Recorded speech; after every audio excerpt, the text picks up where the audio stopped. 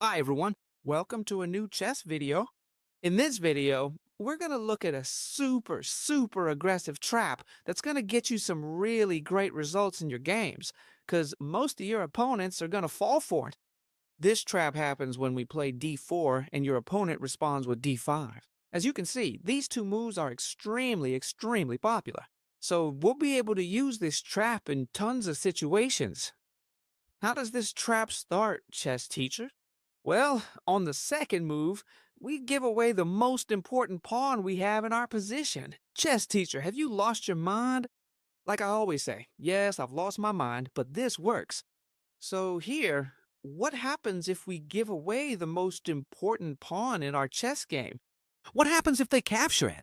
Well, here we're going to make a series of moves to leave your opponent with absolutely no chances at all. Earlier, people looked at the possibility of playing f3 here, but that wasn't really practical. Since they weren't forced to capture, they could counterattack with e5, and that doesn't seem like the best option. So, new lines have been developed with better options, and that's why I'm making this totally awesome video. So, what are we going to do first here? We'll bring our knight out to the c3 square, directly attacking this pawn right now. And if they want to keep that extra pawn, they'll definitely need to find a way to defend it. It's especially important not that you memorize the moves, as I always tell you, but that you understand why we make each move. That's why these videos are so great, because we can learn so much from each one of them. The most common thing here is for them to defend it with knight to f6, since they don't want to lose that pawn, and they can defend it with a totally normal development. And now it's our turn, and now it's time to play 3-3. Now it really works. That's great. The most common thing is for them to capture, and I'm going to explain why. If they don't capture, we're going to take that pawn ourselves, and we'll be in a much better position with a strong pawn center, and we'll have recovered the pawn we were down. So here they have to capture, and now they have an extra pawn, waiting for us to recapture with the knight and continue developing, with an extra pawn for them. But what we're gonna do is recapture this pawn with the queen. Now we're starting to create some subtle threats, but our opponent has to be very alert because our queen is already starting to attack. Let's take a moment to assess the situation. This pawn is now completely up for grabs. They could capture it from us. And I'll tell you something else. They should capture it, because if they don't, we'll simply be left a pawn down. We'll defend it with bishop to e3, and our position will be much better because we'll control the center. If they do manage to capture this pawn, which in fact is what they should do, black will have a two-pawn advantage, and it seems like their position is more than justified. It's true that we have open lines for our bishops, but our opponent is up two pawns. Here it looks like we're in a much worse position, but that's actually far from the truth. They're falling right into our territory. We're going to play none other than bishop to e3.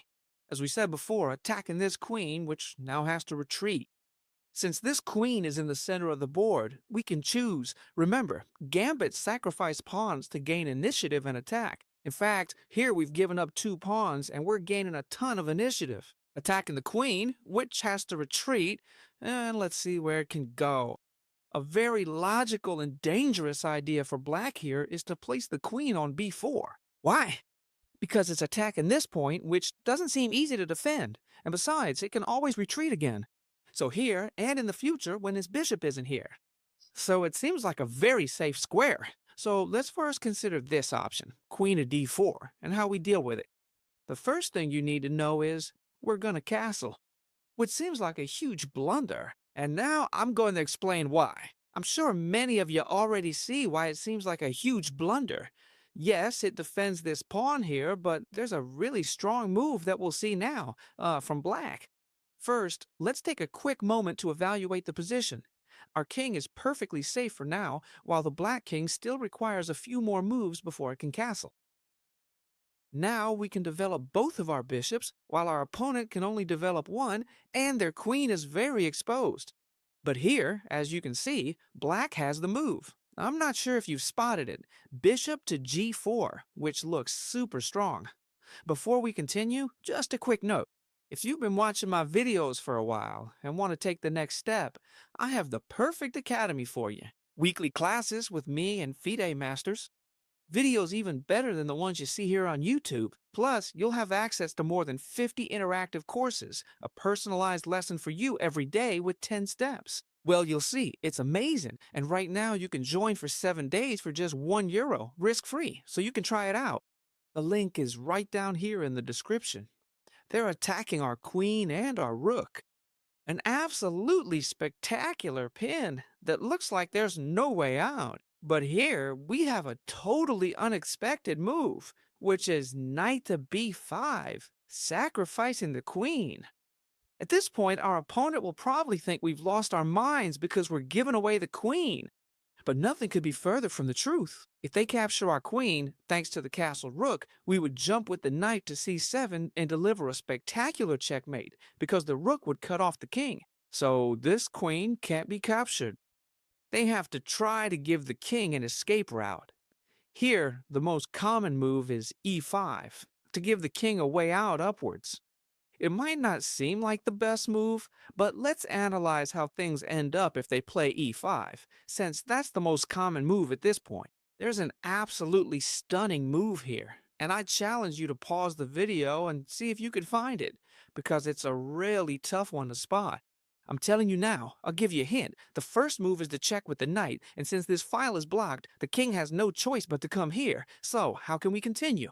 This is the star move. Let's see if you can find it. Pause the video for a moment. All right. Now, I'm going to tell you what the truly incredible move was. Queen takes pawn, giving up the queen. It's practically impossible for you to find this move, but if you did, you're a genius. What's the reason for distracting this queen? We're luring the queen away, sacrificing our own queen. The reason is so we can now bring in the bishop to deliver a brutal checkmate. The queen was defending this square from here, but now she isn't anymore. We deliver a brutal checkmate. Since this knight covers these two squares, it will be a truly spectacular mate. You're blown away by this aggressive line, aren't you? Well, let's keep looking at more variations, because it's just amazing. And now comes the best part. First, as you know, we give up the most important pawn in the position. At this point, our opponent is probably thinking either we're really bad or we've lost our minds. So let's keep going with the lie. You know, not f3, but knight to c3. And remember, it's more important to understand the position and why we do each move so you can apply it in your own games than just memorizing the moves. Although if you do memorize them, you can also literally replicate what we're doing here. Knight to f6, now defending this pawn they have on d5. And now, yes, we'll play f3. They have to exchange, because if they don't, they'll end up in a much worse position, and instead of capturing with the knight, we'll take with the queen to create multiple threats. We've said that this pawn has to be captured, because if not, they'll be left in a much worse position. We continue with bishop to e3, attacking a queen that has to move, and let's keep watching what happens when they come here, because there are more options. You remember, right? When they attack us here, we have to castle, letting them pin our queen with the rook, which seems really scary, but we don't need to worry because this is a mistake, and I'm showing you how to punish it. Let's take a look. Here, we're threatening this knight jump, like we said before, and we saw that e5 was a mistake because we could checkmate by sacrificing the queen. But a lot of you might say to me, hey, chess teacher, you don't have to play e5 to stop this checkmate. I can play knight to a6 and directly defend this square, and you can't do anything to me. Well, actually, I can. Here, it's important to capture this pawn. Let's capture the pawn next to it, attacking the knight, but most importantly, attacking the rook to deliver checkmate. And now here, they might play this move, attacking our queen and, with an x-ray, the knight, so we couldn't capture, because they'd take our knight and they'd also be attacking our rook. But even so, here we have a truly brilliant move. We have a checkmate in 2 moves. Come on, I challenge you to find it. Pause the video and see if you can figure it out. Alright, now I'm going to give you the solution. The brilliant solution is queen takes rook. We sacrifice the queen to distract the knight's defense, and when they capture our queen, now we jump in with the knight for checkmate, because the rook, as always, thanks to castling long, is defending this entire rank. So we've just captured here, okay? We've just captured here. We saw that rook to b8 doesn't solve anything at all, since we can sacrifice the queen to distract the defense and deliver a brutal checkmate. So we have to look at different options for black, and it seems like a really good one is to bring the queen over here, trying to trade queens, which would give black the advantage, and also defend this rook here with an x-ray. Before we continue with this spectacular variation, I have to thank you all. The channel's doing better than ever after the rough patch that, well, YouTube put us through. Thanks to all of you. So if you keep supporting like always, I'll be grateful forever. A like, a comment, subscribing, everything helps me out. That's how we keep growing every day. Thank you all so much. Now then, how should we play if they defend with the queen over here? It seems pretty tricky.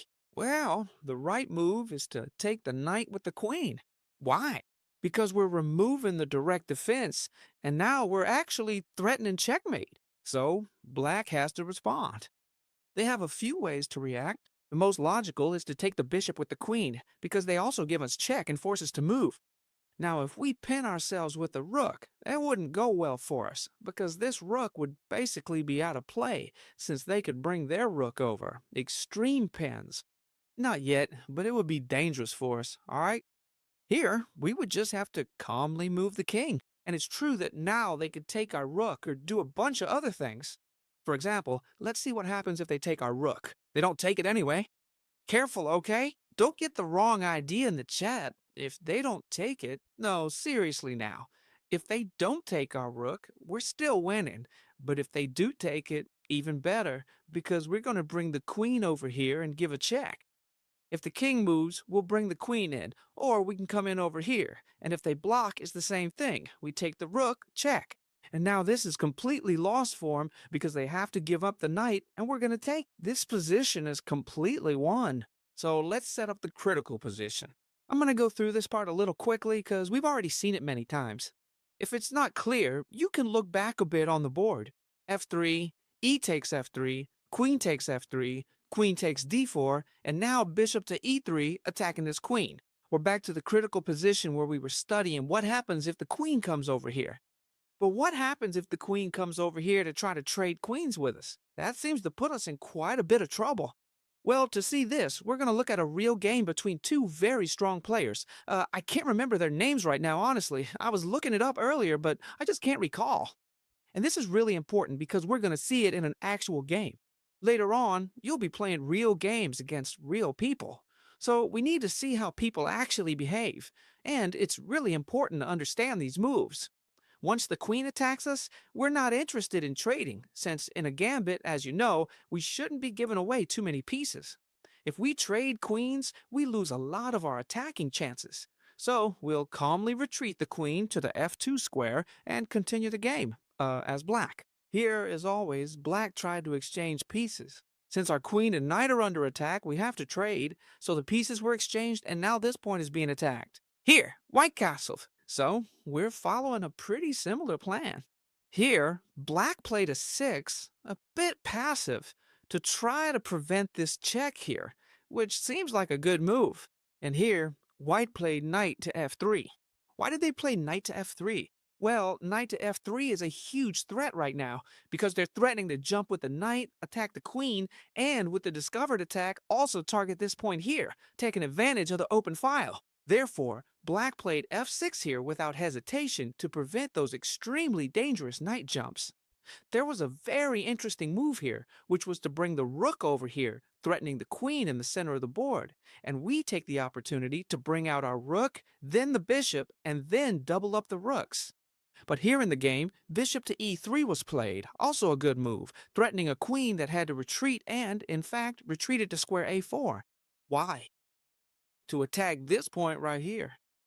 Here, white played a move that was way too passive, which was a3, and here they had a move that I'm going to show you that is absolutely spectacular. They had this move here to bring the queen in, trying to break through at this point, and the king here would be almost completely exposed, practically unable to do anything. So they'd have to block this path with the most logical move, e5.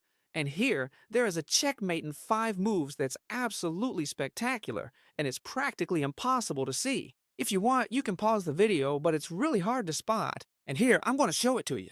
We sacrificed the bishop here. Watching these videos with a coffee or something, honestly, even I watch it myself. We come here, I'm getting sidetracked, sacrificing the bishop. When they take us, we come in with the queen, check, and the king has to move. Now we come in with the bishop, check, the king has to move, and now, yes, we finish with this absolutely brutal checkmate with the knight since it can't be captured because of the pin by the queen. This isn't what happened in the game, but it could have, and it would have been wonderful. Wanted to show you because it was super beautiful. So let's go back to the game where they played a3 and set things up a little better and a little less risky, probably because they hadn't seen that combination. So let's continue with the game because honestly, it was also wonderful.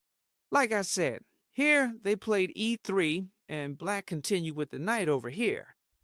There were several development moves, like first moving the queen, placing it here on the same diagonal as the rook. The bishop was developed and the other rook was placed in the center, also aiming at this spot here. The pieces were positioned in a way that they wanted to launch a brutal attack on the enemy king, who quickly castled to avoid staying here in the center, which seemed extremely dangerous. So, how did the game continue? Well, what the white pieces did was pull the bishop back a little, just like the black pieces did, to clear the way for this d5 pawn and be able to develop their other bishop. Therefore, here the white pieces have been arranged in such a way as to be able to break through this long castle, starting with this move here, delivering a brutal check to the king. Now, there are 2 ways to continue. Either move the king or play the move d6, or e6, sorry. 2 very logical moves, but both end up exactly the same. In the game, e6 was played, so let's see how white continue to break through this position, because it's really beautiful. If you want, pause the video, as always, and since this is the last exercise I'll give you, you can try to solve it yourself. Here we go.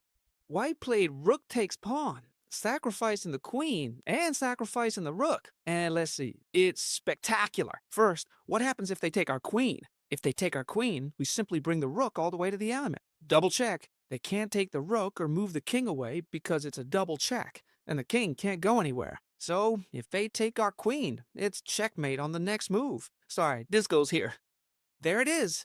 Let's also see what happens if they take the rook, which is what happened in the game. Well, they simply took the bishop, check, the king has to move aside, and now, yes, we sacrifice the queen for the rook, and when they take our queen, and when they do, rook takes knight, checkmate. This gives us a totally brutal lesson that this opening, this aggressive trap, is very powerful, and if you're an attacking player, you're really going to enjoy putting it into practice. Yeah, if you want, you can try it out. I hope you loved this video. I had a great time, as always, with you all. Also, tomorrow I'll be reading all your comments, just like I always do in the daily video. You already know that a like gives me a ton of motivation to keep uploading daily videos, and the same goes for a subscription if you like this channel. And most importantly, guys, turn on the channel's notification bell because that way, every time I upload a new video, YouTube will let you know and send you a notification. So I hope you love this magnificent video, that you save it, share it, and I'll see you in the next one, guys. Bye!